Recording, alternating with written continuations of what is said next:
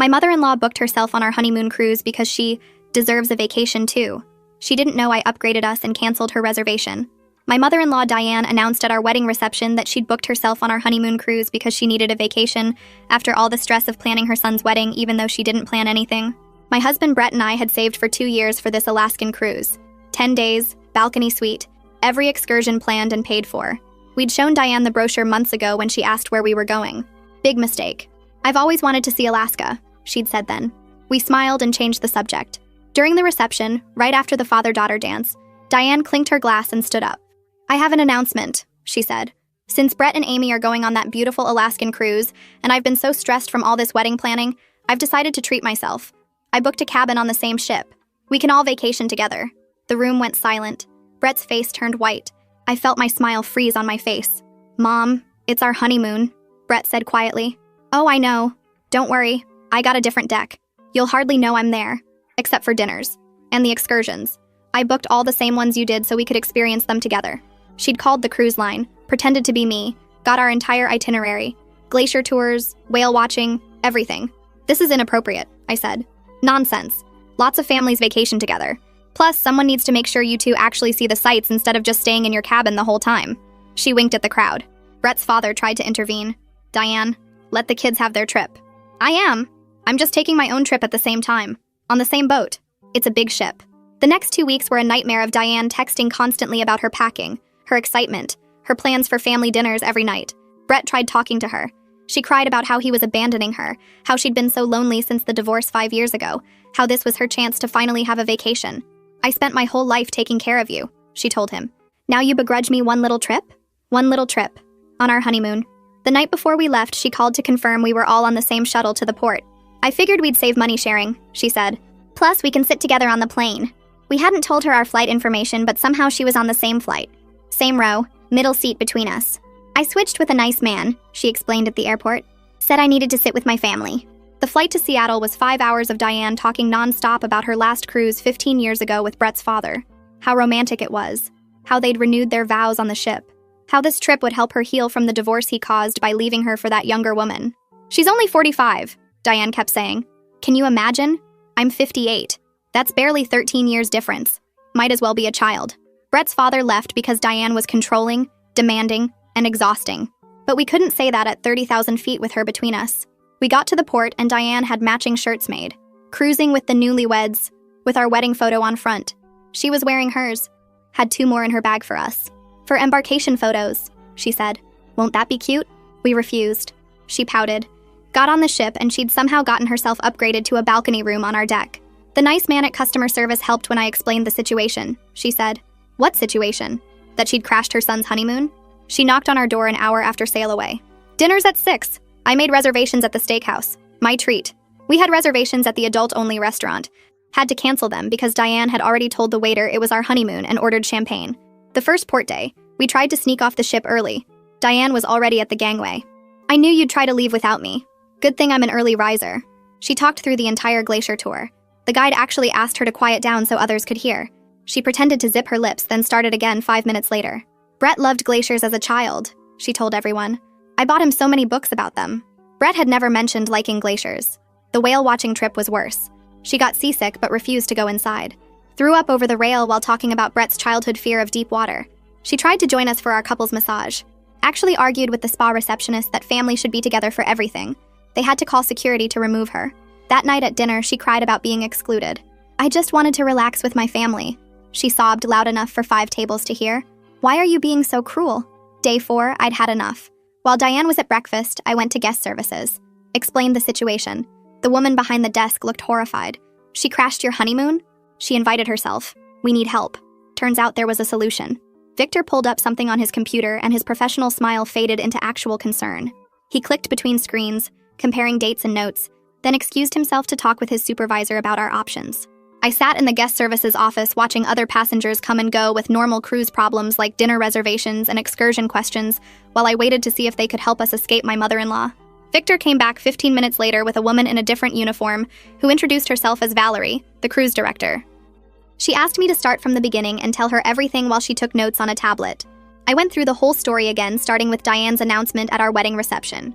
The matching shirts, the impersonation to get our itinerary, the massage incident, all of it. When I finished, Valerie looked at Victor and said this clearly violated their harassment policy, and they needed to discuss what accommodations they could offer us to make the rest of our honeymoon actually enjoyable. They stepped away for a quiet conversation while I sat there hoping they could do something, anything, to give us some space from Diane. Valerie came back and explained that while they couldn't remove Diane from the ship in the middle of the ocean, they could absolutely move us to a completely different deck and program Diane's room key, so it wouldn't give her access to that area. Even better, they had a premium suite available on the exclusive top deck that required special elevator access, and they wanted to upgrade us at no charge as an apology for what we'd been dealing with. The relief hit me so hard I felt tears start and had to blink them back right there in the office. Victor added that they could also arrange separate dining times in the system so Diane couldn't just show up at our table, and they'd make sure she couldn't book any of the remaining excursions we were signed up for. Plus, they were adding notes to her guest file about the harassment issue in case she tried to cause problems with other staff members. I thanked them about 5 times and practically ran back to our cabin where Brett was sitting on the bed pretending to read but obviously just staring at the same page. When I told him about the upgrade and the deck restriction that would actually keep his mother away from us, he jumped up and picked me up and spun me around laughing. We had exactly 2 hours before Diane expected us for the lunch she'd planned without asking us, which gave us just enough time to pack everything and move to our new suite without her knowing until it was done. The steward helped us with our luggage and led us to a different elevator that required him to use a special key card, then up to a deck we hadn't even known existed. Our new suite had floor-to-ceiling windows, a huge private balcony with actual furniture and a table, a separate living room area with a couch and TV, and a bathroom bigger than our apartment bedroom back home with a giant soaking tub. Brett kept walking from room to room saying he couldn't believe this was real, that we were finally going to have our actual honeymoon the way we'd planned it. I felt lighter than I had since the wedding reception, like someone had lifted a weight off my chest that I'd been carrying for weeks. We were unpacking when my phone started going crazy with texts from Diane asking where we were for lunch, saying she was waiting at the restaurant, asking if we'd forgotten about her. Brett looked at the messages and then just turned off both our phones completely. He suggested we order room service, spend the whole afternoon on our private balcony, and deal with his mother later when we were ready. We ate lunch outside watching the ocean, and actually relaxed for the first time in 4 days. Around 5 o'clock, Brett turned his phone back on, and it immediately started buzzing with notifications. 17 missed calls from his mother, and a dozen increasingly frantic text messages. The early ones were annoyed about us missing lunch, then confused about why we weren't answering, then worried something had happened to us. The last message said she'd gone to our old cabin, and the steward told her we'd moved, and now she was demanding to know where we were immediately, and why we would do this to her. Brett read through all of them with his jaw tight, then typed out a short message saying we needed a change and we'd see her tomorrow. Before Diane could respond, he blocked her number completely, and I watched his hands shake slightly as he did it. He looked scared but also determined, and he told me he should have done this years ago, that his father was right to leave because Diane makes absolutely everything about her own needs no matter who it hurts. We got dressed up and went to the adult-only restaurant we'd originally booked for our first night, just the 2 of us with ocean views and candlelight and no interruptions. The waiter who seated us mentioned that he'd served us that first night when the older woman had joined our table, and he seemed genuinely happy to see us alone together this time. After dinner, we walked back through the ship's corridors hand in hand, and the whole way I kept expecting Diane to appear around a corner, but she never did. We got to our new suite and changed into comfortable clothes, then grabbed the thick blankets from the bed and went out to the balcony. The night air was cold but not freezing, and we could see more stars than I'd ever seen in my life. We lay down on the balcony loungers pushed together, wrapped in blankets, listening to the ocean moving below us. Brett pulled me close and we just stared up at the sky for maybe an hour without talking. Around midnight, he whispered that this was exactly what he'd imagined when he proposed to me 2 years ago. Just the 2 of us under the stars with nothing but ocean around us and our whole lives ahead. I realized right then that I'd almost forgotten what it felt like to actually relax around him, to not be constantly tense and waiting for Diane to show up and ruin whatever moment we were having. For the first time since the wedding reception, I felt like we were actually married, actually together, actually starting our life instead of just surviving his mother's invasion of it. We woke up the next morning still on the balcony with the sun warming our faces and gulls calling overhead. My phone said it was already 9, later than we'd slept since getting on the ship. We ordered breakfast from room service and ate on the balcony in our pajamas, taking our time with coffee and pastries and fresh fruit. Brett pulled out the port information for today's stop, and we looked through the excursion options without once checking whether Diane had booked any of them.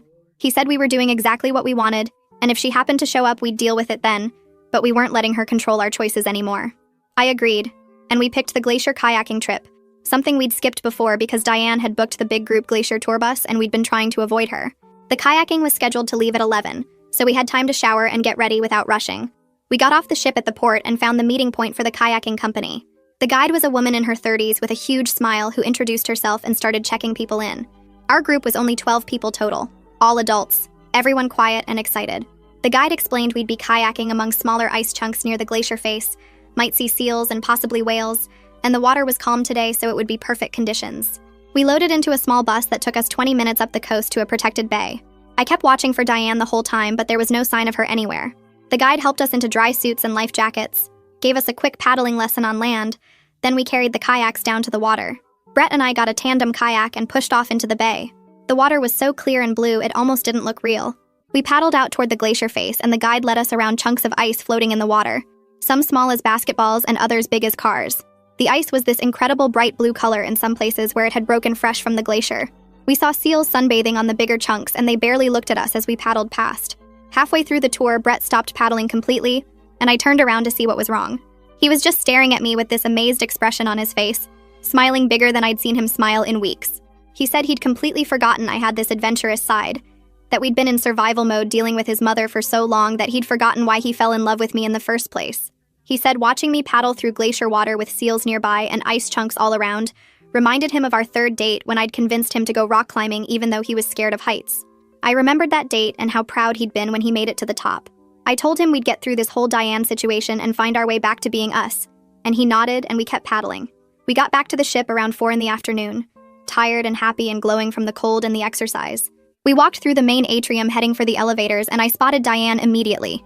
She was sitting in one of the big chairs near the central staircase, clearly positioned to watch people coming and going. Her eyes locked on us and she started to stand up. Before I could react or tense up, Brett grabbed my hand and steered us smoothly toward the elevator bank, nodding politely at his mother but not slowing down or stopping. She called his name, then called it louder, but he just kept walking. We reached the elevators and he pressed the button. I could hear Diane's footsteps behind us getting closer and faster. The elevator arrived and the doors opened. We stepped inside and Diane rushed up trying to get in with us. Brett held up his hand like a stop signal and said we'd talk later, Mom, then pressed the door close button. The door slid shut on Diane's shocked face, her mouth open mid-sentence. In the elevator, Brett started shaking slightly, his hands trembling as he pressed the button for our deck. I squeezed his hand and didn't say anything, just stood close to him while he took deep breaths. The elevator ride felt very long, even though it was only maybe 30 seconds. When we got to our floor, we walked quickly to our suite and got inside, and Brett sat down on the couch and put his head in his hands. After a minute, he looked up at me and admitted he'd never directly refused his mother anything before in his entire life.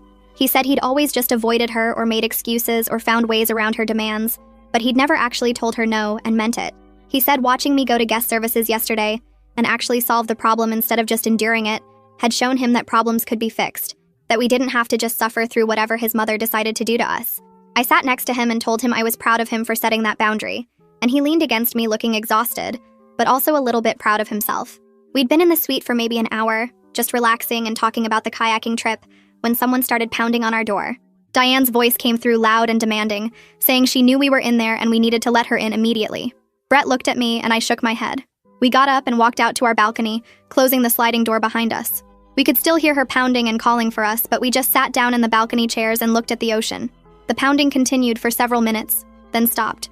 We heard her voice in the hallway getting louder, clearly talking to someone, maybe another passenger or a crew member. Then her footsteps, angry and hard, walking away down the hall.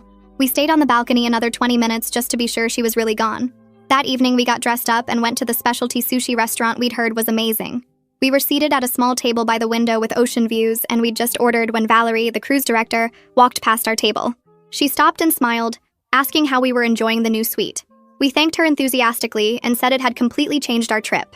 She nodded and then mentioned quietly that Diane had come to guest services earlier that day demanding our new room number. Valerie said they'd refused to provide it per their privacy policy, explaining that all guest room locations are confidential information. She said the staff member had been very professional about it, but Diane hadn't taken it well. Valerie leaned in a bit closer and added that Diane had made quite a scene in the guest services office. She'd threatened to leave bad reviews everywhere, claimed we'd stolen her vacation by excluding her, and insisted that as Brett's mother she had a right to know where he was staying. Valerie said the security chief Marco Sanchez had to come escort Diane out of the office when she refused to leave and started raising her voice at the staff. They'd flagged her in the system as a potential problem guest, and all crew members had been notified to be aware of the situation. Valerie apologized that we were dealing with this on our honeymoon, said the crew was doing everything they could to help, and told us to contact her directly if we needed anything else. Then she smiled and left us to our dinner. The next morning, we woke up early for our whale watching trip. A different company than the disaster with Diane throwing up everywhere. We got to the dock and the boat was way smaller, maybe 20 people max, and everyone seemed calm and respectful. The guide explained we were going to a different area where a pod of orcas had been spotted the day before. Brett held my hand as we pulled away from shore, and I could see him actually relaxing for the first time in days. About an hour into the trip, the guide suddenly cut the engine and pointed off the starboard side. There they were, a whole pod of orcas surfacing and diving, so close I could hear them breathing when they came up for air. The sound was incredible, this powerful whoosh that echoed across the water. Everyone on the boat stayed quiet, just watching and taking photos, and I felt Brett squeeze my hand tighter. We stayed with the pod for almost 30 minutes, watching them hunt and play, and when we finally headed back to shore, Brett looked at me and smiled bigger than he had since before the wedding. That evening, we got dressed up for dinner at the main dining room, something we'd been avoiding because Diane always managed to find us there. The hostess seated us at a small table for two in the back corner with a view of the ocean, and we'd just ordered drinks when I saw Diane walking toward us. She had that determined look on her face and was already pulling out the chair at our table before she even reached us. The waiter appeared instantly and told her very politely that this was a reserved table for two, and he'd be happy to seat her elsewhere in the restaurant. Diane's face went red and she started to argue, but the waiter just smiled and gestured toward the hostess stand. I realized guest services must have flagged all our dining reservations to protect us from exactly this situation. Diane stood there for what felt like forever, clearly trying to decide if she should make a scene in front of the whole restaurant. Finally, she forced this tight smile and said she'd just eat in her cabin tonight since her own son was apparently too busy for her. Brett didn't even flinch, just said goodnight, Mom, in this calm voice, and she walked away with her back all stiff and angry. After dinner, we decided to walk around the deck and get some fresh air before heading back to our suite. We were near the pool area when I heard Diane's voice coming from somewhere behind us, talking loud to another passenger about ungrateful children who abandon their mothers. Brett stopped walking and I felt his whole body tense up next to me. For a second, I thought he might turn around and confront her, but then he deliberately turned the opposite direction and took my hand. We walked to the other side of the deck and found a quiet spot to watch the sunset, the sky turning orange and pink over the water. Day 7 started with us getting ready for the helicopter tour, the excursion we'd been most excited about since we booked this trip. Brett was in the bathroom when his phone rang from a number he didn't recognize. He answered it and I heard his voice change immediately, going from happy to worried. It was Diane calling from the ship's phone system. She was crying hard, saying she was sick and needed him to come check on her right away. Brett asked what was wrong specifically, but she just kept saying she felt terrible and needed her son, and what if something serious was wrong? I watched Brett's face and could see him starting to waver between guilt and suspicion about whether she was really sick. I took the phone from him and told Diane we'd stop by the medical center on our way out and have them send someone to check on her. She immediately said that wasn't necessary. She just needed Brett, not some stranger doctor. That confirmed everything I needed to know about whether this was real or just another manipulation to make us miss our excursion. Brett took the phone back and told his mother the medical staff were way better equipped to help if she was genuinely ill, and if she refused their help, then she must not be that sick. He hung up while she was still talking, protests coming through the speaker, then sat down heavily on the bed and put his head in his hands. I sat next to him and he said he knew she was manipulating him, but the guilt still felt overwhelming, like this crushing weight on his chest. He said she raised him to believe her needs always came first, that a good son drops everything when his mother calls. I reminded him that real emergencies don't magically disappear when you offer professional medical help, and he nodded slowly like he was trying to convince himself.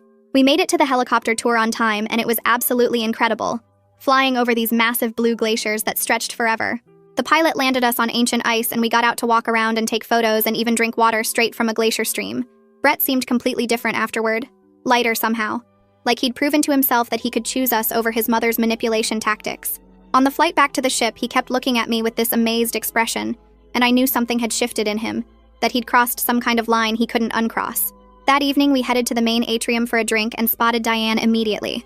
She was standing near the grand staircase talking animatedly with a group of older passengers, gesturing with her hands and laughing too loudly. The second she saw us across the space, she stopped mid-sentence and turned her back dramatically, shoulders stiff. I watched her lean closer to the woman next to her, and heard fragments of her voice carrying across the open area. My son has changed. So much since he got married, she was saying. He used to be so thoughtful and caring.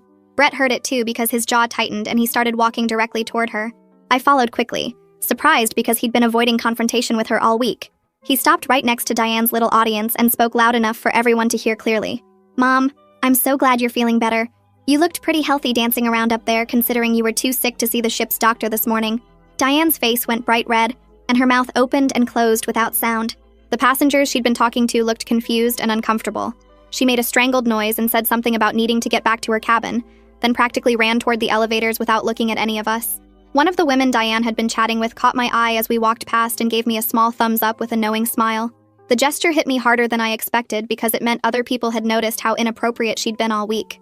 I wasn't imagining it, or being too sensitive like Diane kept implying. There were witnesses to her behavior, and at least some of them understood what we were dealing with. Brett took my hand and we went to the quiet bar on deck 12, ordered wine, and sat watching the dark ocean for an hour without talking much. He seemed lighter somehow, like confronting his mother publicly had lifted something heavy off his shoulders. Day 8. We never left our suite and balcony. We ordered room service for breakfast and lunch, watched 3 movies on the cabin TV, and spent hours just lying on the balcony loungers talking about nothing important. No Diane sightings, no knocking on our door, no dramatic texts about being abandoned. Just us being actual newlyweds on our honeymoon like we'd originally planned. Brett kept saying he couldn't believe we had this whole beautiful suite to ourselves and nobody was going to interrupt us. We napped in the afternoon with the balcony door open and ocean sounds drifting in. Ordered fancy steaks for dinner and ate them outside watching the sunset turn the water orange and pink. It felt like a completely different trip than the first 3 days had been, like we'd finally escaped onto the vacation we'd saved 2 years for. Day 9, we were walking the promenade deck after breakfast when the ship's photographer stopped us near the photo gallery. He recognized us and said he had some pictures from embarkation day if we wanted to look at them. When he pulled them up on his computer screen, I saw exactly what he meant. There was Diane in that awful matching shirt standing between us with her arms around both our shoulders, grinning like she'd won something. Brett and I both looked miserable with frozen smiles that didn't reach our eyes. The photographer asked if we wanted copies for our album, and Brett actually started laughing. He said absolutely not. Those pictures captured the worst day of our honeymoon. The photographer looked confused, so Brett explained briefly that his mother had crashed our trip, and those photos were from before we figured out how to handle it. The guy's eyes went wide, and he deleted the photos right there in front of us without us even asking. Our last port stop was Juneau, and we made a spontaneous decision that morning. We went to the excursion desk and asked what was still available for the day, something Diane definitely wouldn't have booked. They had spots open on a dog sledding tour that included a helicopter ride to a glacier camp. We booked it on the spot and felt almost giddy with the spontaneity of it, like we were being rebellious teenagers instead of responsible adults. The tour was incredible. We flew over mountains and glaciers in a small helicopter, landed at a mushing camp on ancient ice, and spent 3 hours playing with dozens of sled dogs. The mushers let us help harness teams, and then we each drove our own sled across the glacier with a guide. The dogs were so excited and strong, pulling hard and fast across the white expanse. Brett kept looking back at me from his sled ahead with this huge, genuine smile I hadn't seen since before the wedding. We took 100 photos with the puppies afterward, all fluffy and playful and climbing all over us. Flying back to the ship, I felt completely free and happy, like we'd finally gotten our honeymoon back entirely. That night was our last dinner on the ship, and we had reservations at the fancy steakhouse Diane had hijacked our very first night. This time, it was just us at a corner table with candlelight and wine, and the meal we'd originally planned before she'd inserted herself. The waiter recognized us and seemed genuinely pleased to see us alone, making a point of saying he hoped we'd enjoyed our honeymoon. Brett ordered champagne and made a toast to our actual honeymoon finally happening, to us figuring out how to be a team, to setting boundaries and sticking to them. We lingered over dessert and coffee, not wanting the evening to end because tomorrow we'd be back in Seattle dealing with real life and Diane again. When we finally left the restaurant after 10 o'clock, Diane was standing in the corridor outside like she'd been waiting. She blocked our path with her arms crossed and demanded to know why we'd been avoiding her all week. Brett didn't get defensive or apologetic. He just said very calmly that we're on our honeymoon, Mom. We wanted time alone as a married couple, and that's normal and healthy. Diane's eyes immediately filled with tears, and her voice went high and shaky. She started talking about how lonely she'd been, how she just wanted to share this beautiful experience with us, how she didn't understand why we were being so cruel. Brett stayed completely firm and said she can be lonely at home just as easily. She chose to intrude on our honeymoon, and the consequences of that choice are hers to deal with. I watched Diane's face change as she realized the crying wasn't working. She switched tactics instantly, her tears stopping and her voice going hard and angry. She said I'd turned him against her, that he never acted this way before he met me, that I'd poisoned her son against his own mother. Brett actually laughed out loud at that and said, "No, Mom. I just avoided you before. Amy taught me I can actually set boundaries instead." We walked away while she was still sputtering, and I heard her voice getting louder behind us, but Brett didn't look back. In the elevator, he stayed quiet for 3 floors, just staring at the numbers lighting up one by one. His hands were shaking a little, and he kept taking these deep breaths like he was trying to calm himself down. Then he looked at me and said that felt terrible and necessary at the same time, like he thinks maybe he's finally growing up or something. I squeezed his hand and we rode the rest of the way in silence, but it was a good silence, the kind where you don't need to fill it with words. Back in our suite, we ordered room service and sat on the balcony watching the stars, And Brett kept saying he couldn't believe he actually walked away from her mid-sentence, that his whole life he'd stood there and taken it until she was done talking. Our last night on the ship, we packed slowly, folding clothes and tucking away souvenirs from the excursions we'd actually enjoyed without Diane hovering.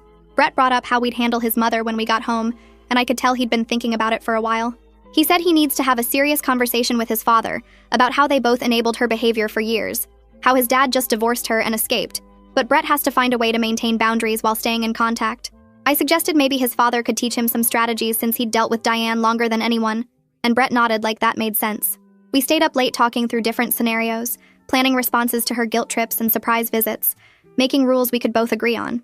The next morning at disembarkation, we got in line with our luggage, and there was Diane at the gangway, clearly planning to share our shuttle and flight home. She had her bags arranged next to where the transport line formed and kept watching for us with this expectant smile. Brett saw her, took a breath, and walked straight past her to the cruise line desk instead of getting in the shuttle line. I followed him and heard Diane calling his name behind us, but he kept walking. At the desk, he asked about changing our flights, explaining we wanted to spend the day in Seattle before heading home, and the agent clicked through her computer and said they could accommodate us with seats on an evening flight instead. Diane caught up to us right as the agent was printing our new boarding passes, and she demanded to know what we were doing, why we were changing plans without telling her. Brett turned to her and said very calmly that we're spending the day in Seattle and taking a later flight, just the two of us. She immediately said she'd join us, that she'd love to see Seattle, that she could change her flight too. Brett said, "No, Mom, we're having one more day of our honeymoon alone," and then he just walked away while she stood there sputtering. We spent a beautiful day exploring Pike Place Market with all the fish throwing and flower stalls and street musicians playing for crowds. The food was amazing, fresh salmon and clam chowder and these little donut things that were still warm. We walked along the waterfront holding hands and taking pictures, and Brett kept checking his phone nervously like he expected Diane to call any minute. But she didn't call, and after a few hours he finally relaxed and stopped looking at his phone every 5 minutes. Just enjoyed our last day together. We found this little bookstore and spent an hour browsing, bought a cookbook of Pacific Northwest recipes to try at home. On the flight home that evening, we had our own row with no Diane squeezed between us for once. Brett held my hand during takeoff and said this week taught him more about being married than the wedding did, that marriage means choosing your spouse over everyone else, including your mother. He said watching me handle everything, from going to guest services to staying calm during Diane's tantrums, showed him what a real partnership looks like. We landed late around 10 at night and took a cab home to our apartment, both of us exhausted but happy. In the cab, I checked my phone and there were 17 texts from Diane sent throughout the day. Most were guilt trips about how we abandoned her, how she had to spend the day alone in the airport, how she couldn't believe her own son would treat her this way. But the last text just said we need to talk when we're ready, which felt slightly less manipulative than the others. The next morning, Brett called his father and they talked for over an hour while I made breakfast and pretended not to listen. I could hear Brett's side of the conversation, how his voice got frustrated, then sad, then determined. His father apologized for not preparing Brett better for dealing with Diane's behavior, admitted he escaped through divorce, but Brett has to find a way to maintain boundaries while staying in contact, since cutting her off completely isn't what Brett wants. They talked through specific situations and how to handle them, what to say when she guilt trips or shows up unannounced or tries to insert herself into plans. Brett's father mentioned that Charlotte, his new wife, had to deal with Diane's harassment early in their relationship, and eventually just blocked her completely after months of nasty calls and surprise visits. He offered to have Charlotte talk to both of us about strategies that worked for them, and Brett said yes immediately, that he wants to learn from people who've successfully dealt with his mother. After he hung up, Brett looked lighter somehow, like talking to his father had lifted some weight he'd been carrying. 2 days after returning home, I was making lunch when someone knocked on our apartment door. Brett answered it, and I heard Diane's voice in the hallway, loud and insistent. He didn't invite her in, just stood in the doorway blocking her view of our place. I moved closer so I could hear, and Diane was saying she just wanted to see him, that she'd been so worried, that it's not right for a mother to have to make an appointment to see her own son. Brett stayed calm and explained that surprise visits aren't acceptable anymore, that she needs to call first and respect when we say we're not available. Diane started crying and saying he'd changed, that I'd turned him against her, all the usual stuff. But Brett didn't budge, just repeated that these are the new rules, and she can either follow them or not see us as much. I heard her walk away still crying, and Brett closed the door and leaned against it, looking tired but proud of himself. That night we talked about what comes next, and Brett said he needs to actually tell his mother what the rules are, instead of just avoiding her. The next afternoon, Diane called crying and apologizing, saying she understands she went too far on the cruise and she just missed him so much after the wedding. Brett put her on speaker and told her he appreciates the apology, but things need to change going forward. She needs to call before visiting, respect when we say no to plans, and understand that we need time alone as a married couple. Diane sniffled and agreed to whatever he wanted, said she never meant to intrude and just got carried away with excitement. After he hung up, I asked if he believed her, and he said probably not completely. But at least now the expectations are clear. Over the next week, we sat at our kitchen table and wrote out actual boundaries with specific examples. Scheduled phone calls twice a week on Tuesday and Saturday evenings. At least 3 days advance notice for any visits to our apartment. No surprise appearances at our work, our friends' events, or anywhere else without explicit invitation.